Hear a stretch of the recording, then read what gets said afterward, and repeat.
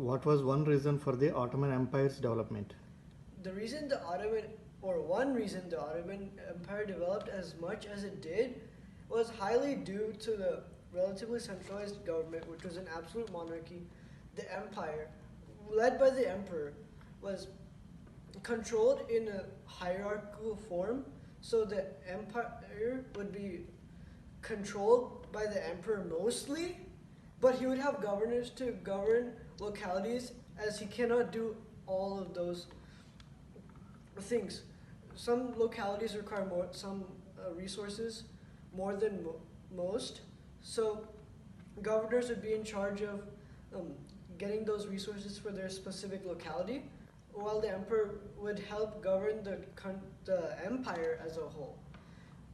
And also, the military also helped the Ottoman Empire develop, because it kept pushing in Europe, mostly against Christian empires or states, in order to expand their empire. And because they kept pushing, their endless desire kept them going, and in the end, they're able to expand to such a place that a lot of Europeans were scared of them. I think it's one of the most admirable empires in history.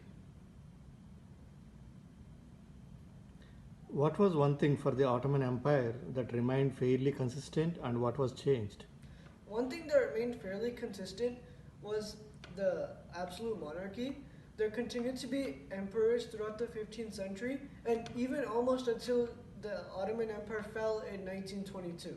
What changed was that the Ottomans were used previously on the back foot, because they're constantly challenged by endless crusades. Despite the fact that they're challenged by endless crusades, they fought each and every one, and they weren't ever conquered.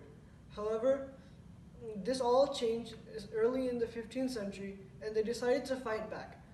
Therefore, in their fight, they conquered the Byzantine Empire's capital city of Constantinople, as well as Vienna, a state closer, or a state or city closer to the heart of Europe.